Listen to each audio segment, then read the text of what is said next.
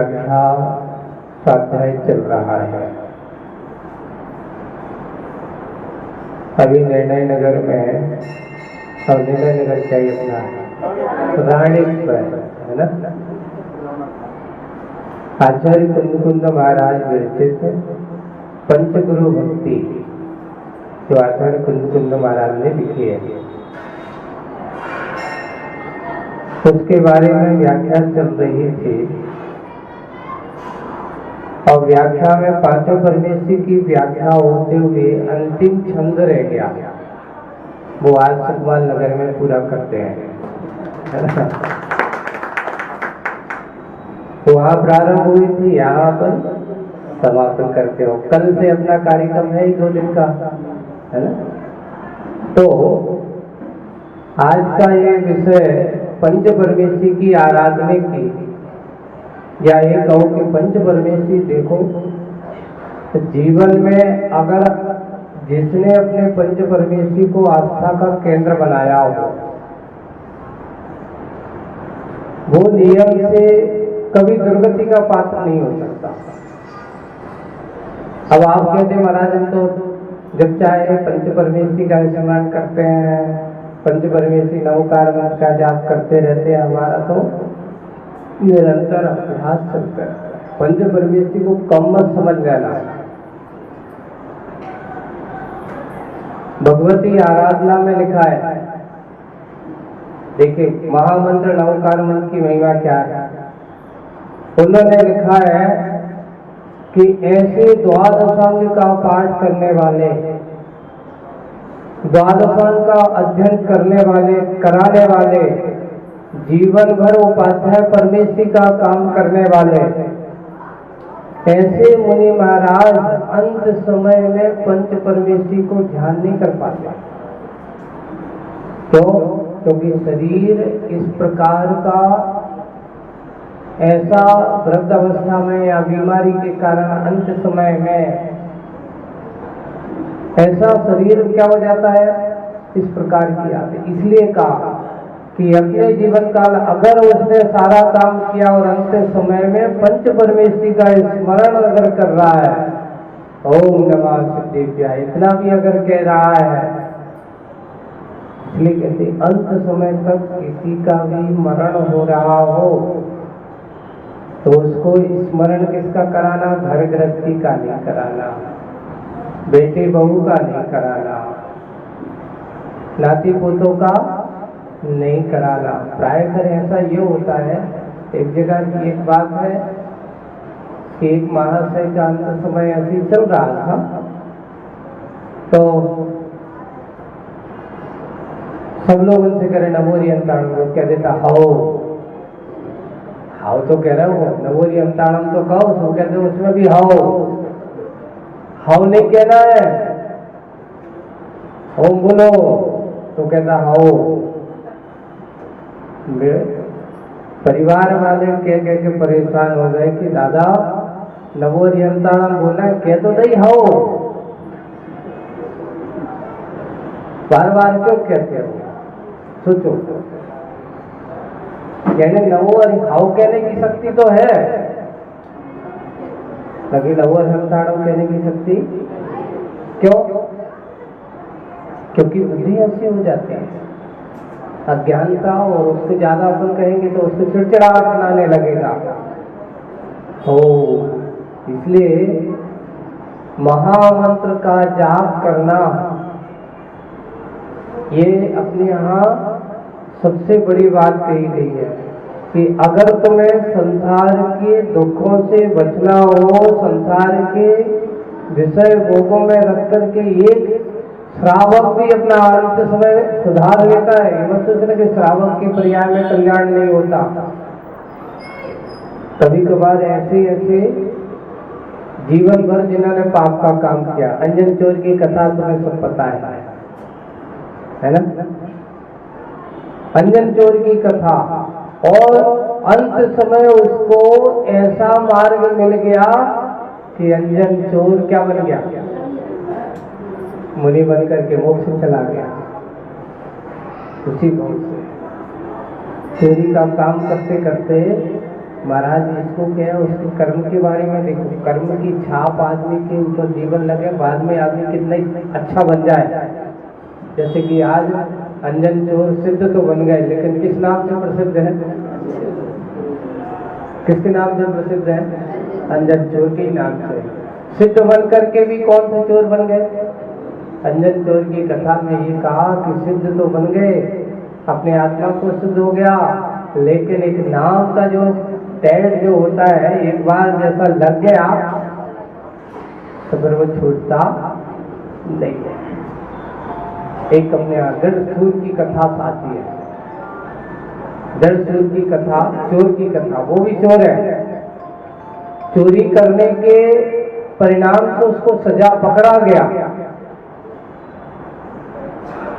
राजशासन था, उसे कह दिया कि इसने चोरी की है, इसको घरे चौराहे पर सूली पर चढ़ाया जाए तो सजा में।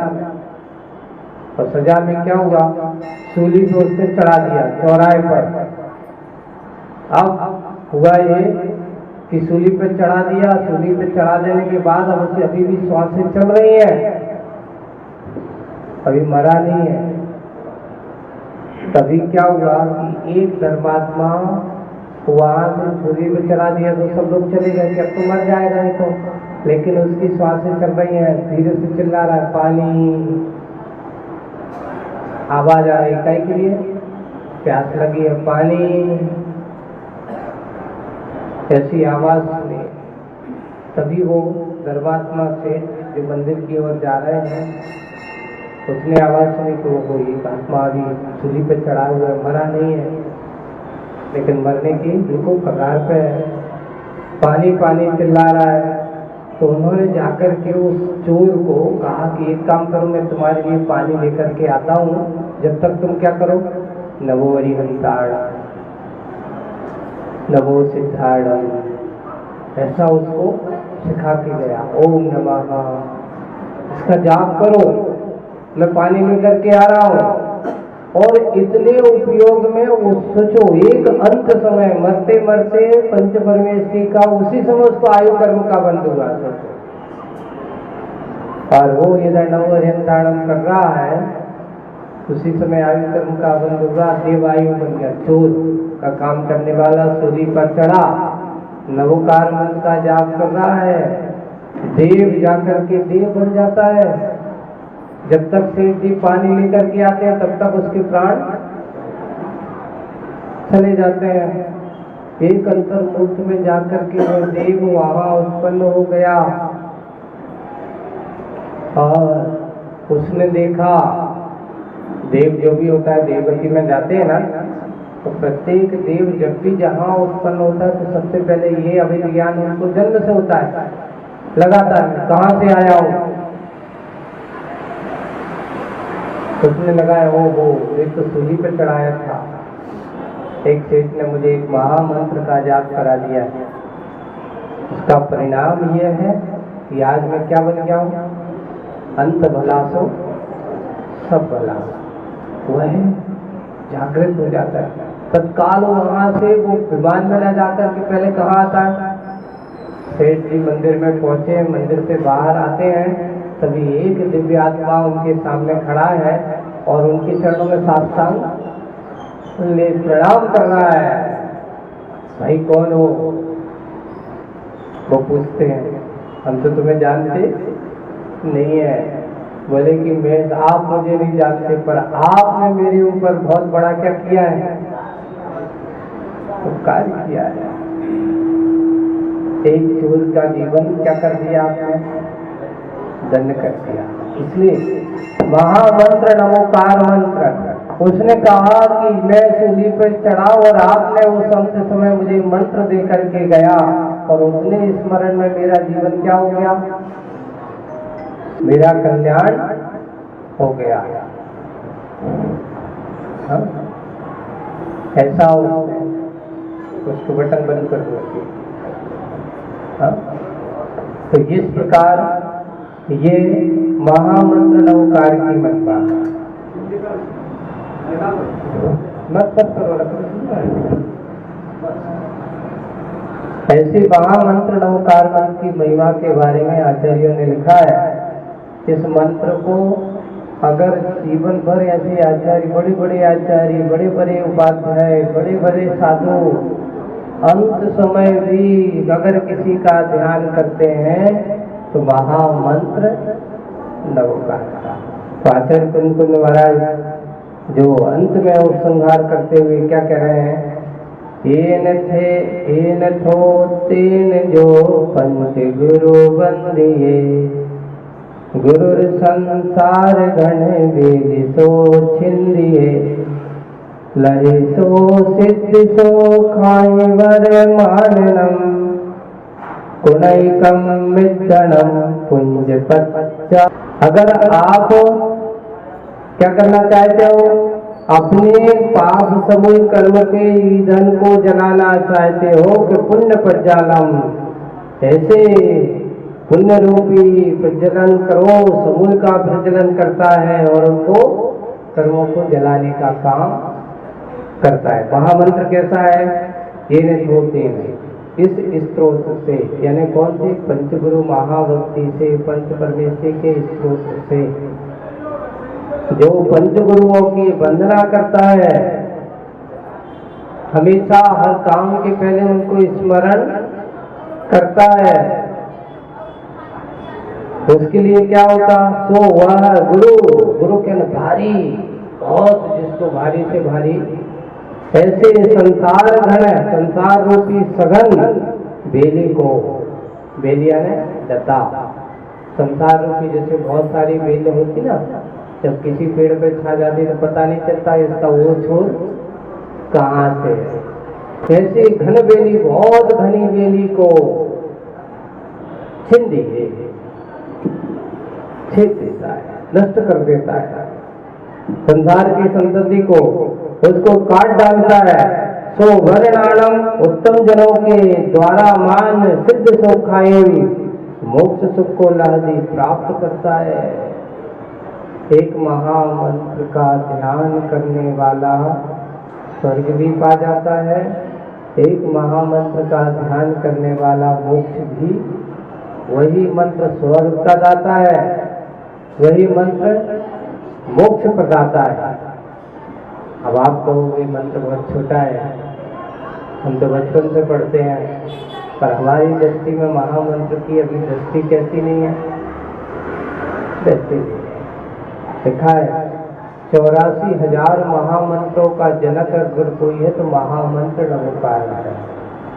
कितने हजार मंत्रों का, एक। और 84 लाख योनि से निकालने का कोई अगर कारण है तो वो है महामंत्र नवकार।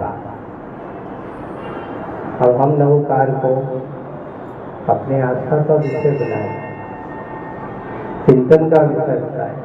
हमारे जिनेंद्र भगवान को अगर हम आज देखते हैं तो जिनेंद्र भगवान की महिमा भी महामंत्र नवकार में है, सिद्ध भगवंत की महिमा भी महामंत्र नवकार में है। और गुरुओं के रूप में अगर हम देखते हैं तो हमारे 3 गुरु महाराज, आचार्य, उपाध्याय और साधु, ये गुरु के पद में आते हैं, ये हमारे गुरु के स्वरूप में आते हैं। सबसे पहले हमारे आचार्य परमेश्वर अरहंत भगवान के बाद अगर कोई मार्ग को प्रशस्त करने का कोई कार्य करते तो वो कौन करते, हमारे आचार्य करते। एक और है, कितना पुण्य है, अरहंत भगवान किसी को दीक्षा नहीं देते। हाँ, अरहंत भगवान की साक्षी में समूसण में जाकर के भव्य जी बहुत सारे दीक्षा, जैसे भगवान महावीर स्वामी ने क्या गौतम गणधर को दीक्षा दी थी? नहीं। क्या मिला? गौतम गणधर ने भगवान महावीर को देखा, वैराग्य भाव हुआ और जाकर के अच्छी बड़ी बड़ी जटाजूट बाल रखे हुए हैं और उनकी वैराग, उनके जीवन को देख करके, उनके व्यक्तित्व को देख करके मैं कहाँ भटक रहा था, यही स्वरूप मेरा है, यही मेरा जैसा स्वरूप है। और उनके चरणों में बैठ जाते हैं और पंच अपने केसों को उखाड़ करके, सारे परिग्रह को छोड़ करके दिगंबर मुद्रा को धारण कर जाते हैं। ये है अरहंत भगवान का स्वरूप। अरहंत भगवान के सानिध्य में समूसर में लोग दीक्षा लेते हैं। अरहंत साक्षी अपने आप प्रतिक्रमण पाठ हम लोग करते हैं, तो मैं अरहंत की साक्षी में ऐसा काम करता हूँ। मैं सारे असंयम का त्याग करता हूँ। मैं पंच महाभूतों को स्वीकार करता हूँ, 5 समिति को स्वीकार करता हूँ, 6 आवश्यकों को स्वीकार करता हूँ, पंच इंद्रिय निरोध को स्वीकार करता हूँ और 7 शेष गुणों को स्वीकार करने से 28 मूल गुणों को भी स्वीकार करके मुनि बन जाते हैं। लेकिन इस पंचम काल में ऐसा नहीं हो सकता। तुम कहो कि महाराज आज भी हम लोग ऐसे कर लें, इस साक्षात तीर्थंकरों के समर्पण की बात है। आज कहो कि हम तो मंदिर में जाकर के जब कोई क्षेत्र पर जाए कोई जगह एक व्यक्ति ने ऐसा किया नहीं। इस पंचम काल में जब तक आचार्य परमेष्ठी हैं या हमारे ऐसे गुरु महाराज हैं जो वरिष्ठ हैं, श्रेष्ठ हैं, ऐसे हैं, उनके माध्यम से ही अकेले सीधे दीक्षा आज के काल में नहीं होती। अगर होगी तो ऐसा नहीं कि मुनिराज या उपाध्याय परमेष्ठी आदि पढ़ने पढ़ाने की बात अलग है। जब कोई ऐसा आता है ऐसा समय देखिए आचार्य महाराज को जो हम देखते हैं तो वे ही जिस समय भक्ति जीवों को उपदेश देते थे उपाध्याय परमेष्ठी बन जाते थे। आत्मा की साधना में ध्यान रखते थे तो वे साधु परमेष्ठी बन जाते थे। जब किसी को भव्य जीव आते थे उनको शिक्षा दीक्षा प्रायश्चित आदि देते हैं तो वो आचार्यत्व का काम करते हैं। तो ऐसे ही हम सब लोग भी अपने आप को आज इतना ही कहूँगा कि अगर हमें कुछ करना है आज के स्वाध्याय और इस पंच परमेष्ठी का मूल सारभूत एक है कि जिनेंद्र भगवान की महिमा को और अच्छे से पंच परमेष्ठी की महिमा को हमें गाना चाहिए, उनके लिए आस्था का केंद्र बनाना चाहिए। जब कभी भी हो पंच परमेष्ठी का स्मरण पहले हो। पहला काम अपन एक पढ़ते ऐसो पंच नमस्कारो सब पाप प्रणाम मंगलानाम से पड़वम हवई। इसका मतलब प्रथम मंगल है। कोई भी कार्य करो पड़वम हवई मंगलम। सबसे प्रथम मंगल अगर कोई है तो कौन सा मंगल है? ये महाराज तो कुछ नहीं जानते, डरते हैं। हम लोग से पूछते हैं कोई काम करना है, क्या करना है? कुछ नहीं करना है। नमोकार मंत्र आता है कि नहीं आता है? आता है, खुद आता है। बस ये महामंत्र से शुरुआत करो, सब अच्छा होता है। बोलिए परम पूज्य आचार्य गुरुवर श्री विद्यासागर जी महाराज की।